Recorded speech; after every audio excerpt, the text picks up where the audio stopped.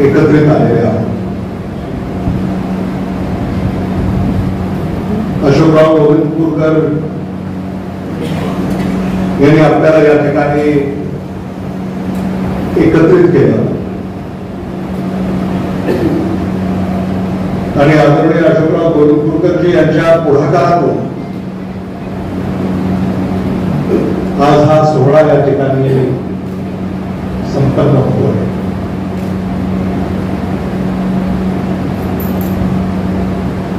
या सोहळ्यामध्ये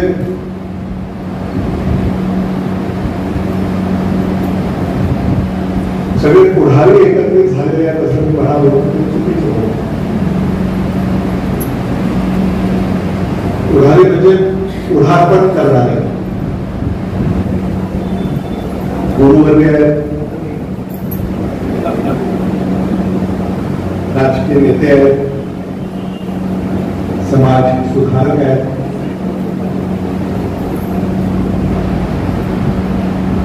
त्यामुळे ही मंडळी या सोहळ्याला एकत्रित झालेली आहे.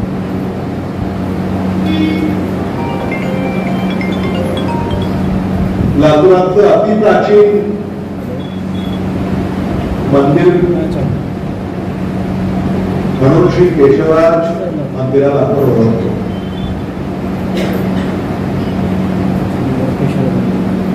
गावभागाचा हा आत्मा असं मी म्हणालो, चुकीचं होतं.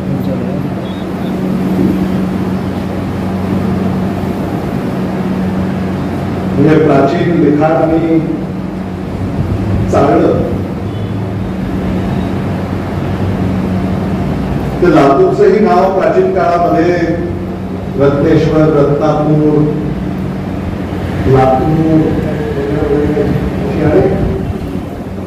उदाहरण त्या प्राचीन लिखाणामध्ये आहे.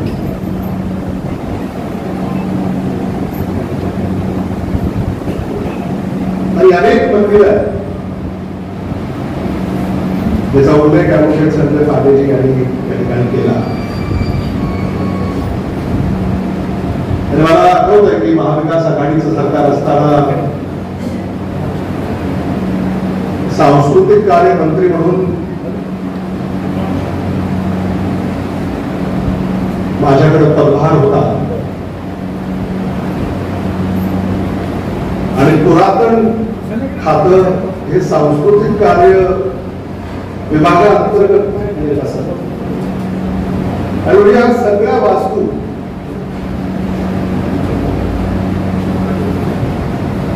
या पुरातन विभागाअंतर्गत येत असत हे आपल्याला प्रामुख्यानं या ठिकाणी सांगितलं. आणि म्हणून त्या काळामध्ये आपण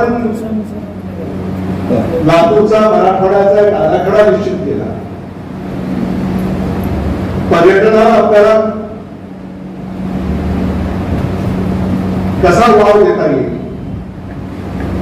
आणि मग पुरातन वास्तू याची जोड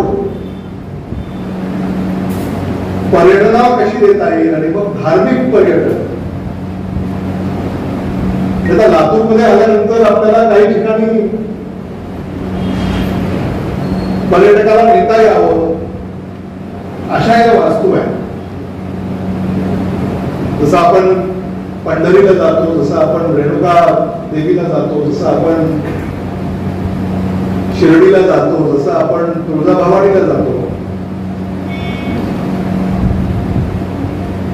तर अशा आपल्याला शहरांतर्गत या वास्तू येणाऱ्या काळामध्ये विकसित करण्याचा आराखडा त्या काळामध्ये निश्चित केला आणि त्याच आराखड्याचा भाग म्हणून केशवराज मंदिराच्या विकासासाठी 2.5 कोटी रुपये मंजूर करण्यात आले आणि आज त्या कार्याचा शुभारंभ आपल्या सगळ्यांच्या साक्षीने या ठिकाणी होतोय याचा मला मनस्वी आनंद आहे.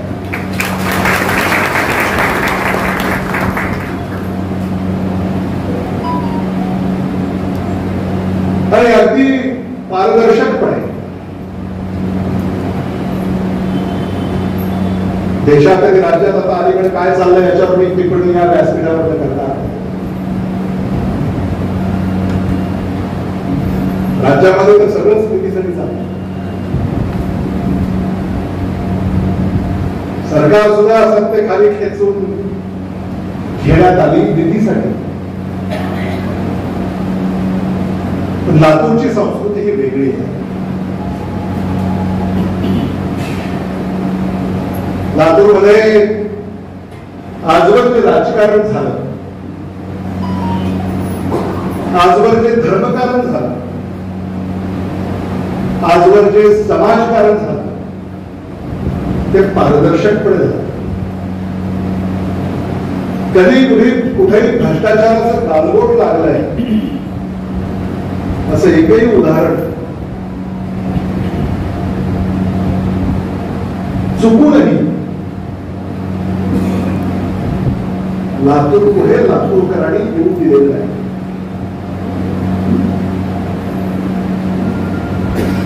अनेक किस्से आपण ऐकलेले आहेत. समाजकारणात सुद्धा भ्रष्टाचार होताना आपण पाहतोय, धर्मकारणामध्ये सुद्धा भ्रष्टाचार होताना आपण ऐकतोय. तिरुपती आताच लालूचं प्रकरण,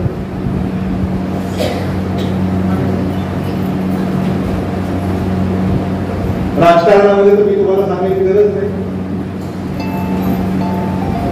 अलीकडे जे महाराष्ट्रामध्ये सरकार सत्तेवर आहे त्याचा पायाच मुळात भ्रष्टाचार आहे.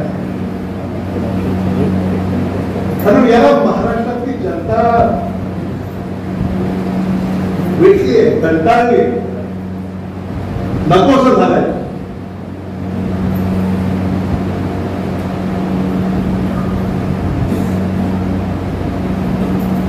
आणि म्हणून आज या कार्याला अनन्यसाधारण महत्व एवढ्यासाठी आहे, इथं जे सगळं झालं ते पारदर्शकपणे झालं. 1 रुपया सुद्धा खर्च.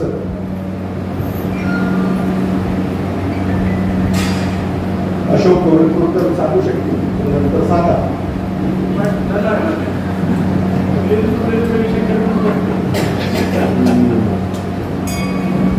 ही लातूरची संस्कृती आहे. हे मला मुद्दाम या ठिकाणी सांगितलं पाहिजे. आणि म्हणून अशा कामांना सगळं हाताने मदत करण्याचं धोरण नेहमी आदरणीय विलासराव देशमुख साहेबांनी स्वीकारलं आणि तेच धोरण आजवर आपल्या सगळ्यांच्या सहकार्याने सुरू आहे. हे मला मुद्दाम या ठिकाणी सांगितलं. आपल्या लोकांसाठी करायचं नाही तर कोणासाठी करायचं.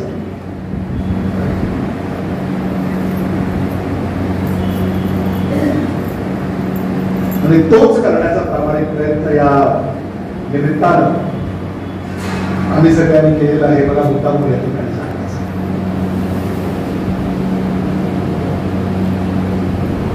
रविशंकर जाधवांचा तुम्ही सत्कार केला.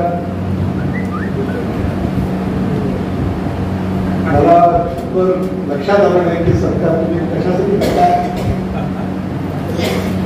नंतर तुम्ही सविस्तर वृत्त दिल्यानंतर आम्हाला लक्षात आलं रविशंकर जाधवांचं सुद्धा वैशिष्ट्य घ्यावं आहे. कारण पुरातन खात्याचे मंत्री बदलतात.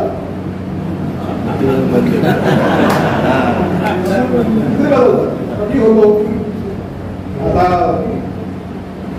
सुधीर मुनगंटीवार आहे, पण रविशंकर जाधव तिथंच आहे. हे सुद्धा वैशिष्ट्य आहे. आणि ते रविशंकर जाधवांना आमच्या ह्या सूचना आहेत. लातूर बाहेर तुम्हाला काय करायचं ते करा, पण लातूरमध्ये काम,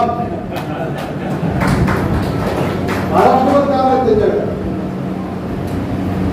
म्हणजे महाराष्ट्रातल्या अनेक आपण अजून पोहोचलेलो नाही. आता मी उभं कुठंतरी मराठवाड्यात आलो आहे. अजून मराठवाड्याच्या सीमा देखील मला ओलांडायच्या आहे. पण आपल्या लातूरकरांना रविशंकर जाधवांना त्या मराठवाड्याच्या सीमा केव्हाच ओलांडल्या.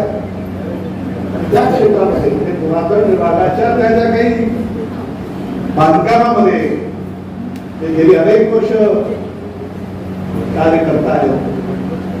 आणि म्हणून आमची अपेक्षा एवढीच आहे, इथं तर चांगलं काम होईलच, पण इतरत्र देखील उत्तम काम आपल्या हातून घडेल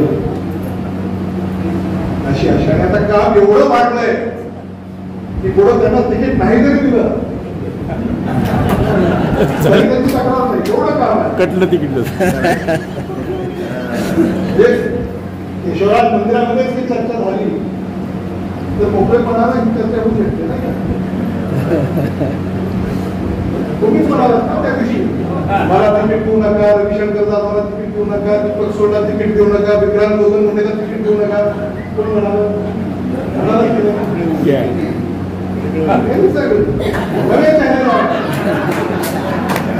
किती दिवस तेच तेच तेच तेच नवे चेहरे, बरोबर आहे की नाही? मंदिरात आपल्याला खोटं बोलत नाही, मंदिरात आपल्याला सत्यच बोलावं.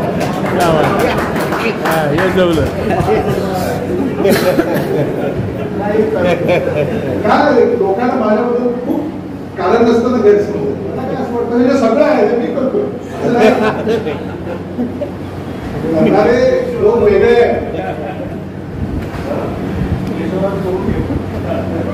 म्हणजे त्यांचं असं म्हणणं आहे की नवे चेहरे द्या, नव्या रक्ताला संधी द्या वगैरे वगैरे. आता असं मुख्यत्वे झालेले आहे. त्यामुळे कदाचित जसं तुम्ही या देवस्थानाच्या विश्वस्त मंडळामध्ये सुद्धा नव्या रक्ताला संधी दिली आणि अलीकडे राजकारणामध्ये आता उद्धव ठाकरे असतील, शरद पवार असतील, नाना पटोले असतील, नव्या चेहऱ्यांना संधी घेण्याचं काम राज्यभर व्हायला लागले. आणि मी आपल्याला आश्वस्त करू इच्छितो की येणाऱ्या महाराष्ट्राच्या विधानसभेच्या निवडणुकीमध्ये आपल्याला महाराष्ट्रातली जनता एक स्वच्छ, प्रामाणिक, पारदर्शक सरकार निवडेल आणि महाविकास आघाडी या महाराष्ट्राच्या विधानसभेचे नेतृत्व करेल हा आशावाद या निमित्ताने या ठिकाणी मी व्यक्त करतो. केशवराज महाराजांचे आशीर्वाद आम्हाला. निधीची तुम्ही चिंता करू नका, 2.5 कोटी रुपये ही पहिली किस्त आहे. म्हणून या केशवराज मंदिराचा सर्वांगीण विकास करण्यासाठी जेवढा निधी लागेल तेवढा निधी सामान्य माणसाचं सरकार या महाराष्ट्रामध्ये जेव्हा आरूढ होईल त्या सरकारच्या माध्यमातून आम्ही हा निधी तुम्हाला मिळवून देऊ. याबद्दल कोणाच्याही मनामध्ये कसलीही शंका असण्याचं कारण नाही. एवढंच नव्हे, आपल्या लातूरच्या जुन्या गावामध्ये जेवढी प्राचीन मंदिर आहे त्या सगळ्या प्राचीन मंदिराचा एक विकास आराखडा आपले आयुक्त आहेत बाबासाहेब मनोहर, त्यांना माझी अशी विनंती आहे की हा आराखडा तुम्ही आता तयार करायला घ्या. येणाऱ्या काळामध्ये जेव्हा सरकार आपल्या विचाराचं येईल तेव्हा त्या सरकारच्या मदतीने या सगळ्या कामांना आपल्याला निधी मंजूर करून घेता येईल. तर आराखडा तयार करायला सुद्धा दिला 3-4 महिने सहज आणि मग त्या कामामध्ये अशोकराव गोविंद कुलकर हे पुढाकार घेतील आणि त्यांच्याबरोबर त्यांचे सगळे सहकारी पुढाकार घेतील याबद्दल माझ्या मनामध्ये कसली शंका नाही. आज या निमित्तानं गाव भागामध्ये मला येता आलं, गाव भागातल्या प्रतिष्ठित नागरिकांच्या भेटी झाल्या, याचा मला आनंद आहे.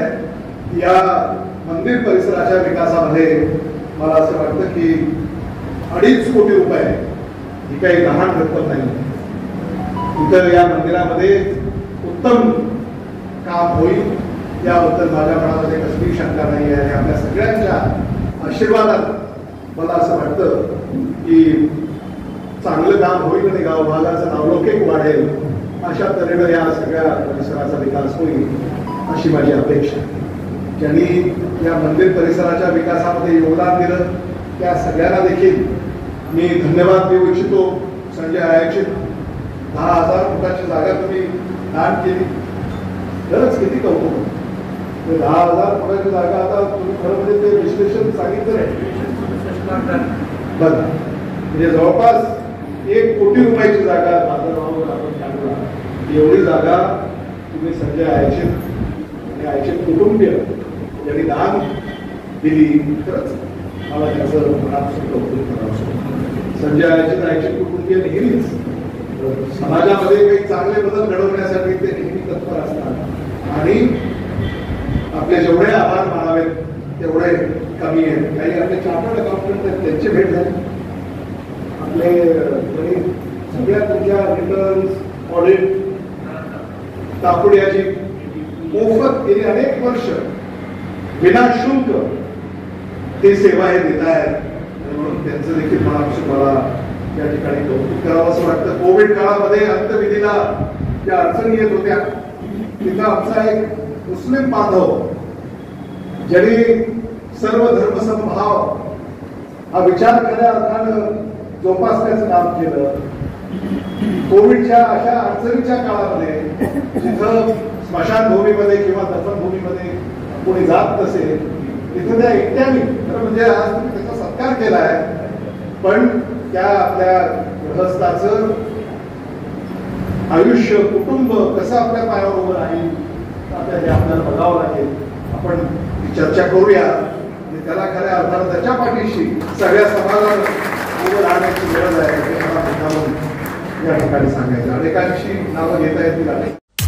आवाजाचा बादशाह रत्नाकर औसेकर यांच्या YouTube चॅनलला लाईक करा, सबस्क्राईब करा आणि आपापल्या ग्रुपवर शेअर करा. चला आपल्या मोबाईलवर सर्वप्रथम आमचा कार्यक्रम मिळवण्यासाठी सहकार्य करा. Ratnakar Ausekar YouTube channel.